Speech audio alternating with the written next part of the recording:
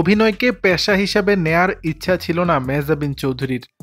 আমার শৈশব কৈশোর কেটেছে দেশের বাইরে, তাই বাংলায় দুর্বল ছিলাম। ক্যারিয়ারের শুরুর দিকে উচ্চারণ সমস্যার কারণে অভিনয়ে অনেক ব্যাক পেতে হয়েছে।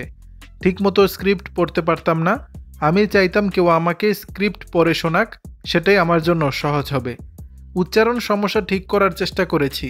অভিনয়কে পেশা হিসাবে নেওয়ার ইচ্ছা ছিল না, কিন্তু যখন ঠিক করলাম অভিনয়ে নিয়মিত হব তখন আর থেমে থাকিনি। এভাবেই কথাগুলো বলেন মডেল অভিনেত্রী মেহজাবিন চৌধুরী। মেহজাবিন চৌধুরী অভিনীত প্রিয় মালতি সিনেমা বিভিন্ন আন্তর্জাতিক চলচ্চিত্র উৎসবে প্রশংসা কুড়িয়েছে। দেশের প্রেক্ষাগৃহে সিনেমাটি মুক্তি পায়নি।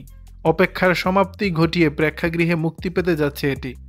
আগামী 20 ডিসেম্বর মুক্তি পাবে মেহজাবিন অভিনীত পূর্ণদৈর্ঘ্য চলচ্চিত্র প্রিয় মালতি। এর মাধ্যমে প্রথমবারের মতো প্রেক্ষাগৃহে দেখা যাবে এই অভিনেত্রীকে। নিজের অভিষেক চলচ্চিত্রের মুক্তি উপলক্ষে আয়োজিত সংবাদ সম্মেলনে এসব কথা বলেন মেহজাবিন চৌধুরী। দর্শক, বিষয়টি নিয়ে আপনাদের মতামত জানাবেন নিচের কমেন্ট বক্স।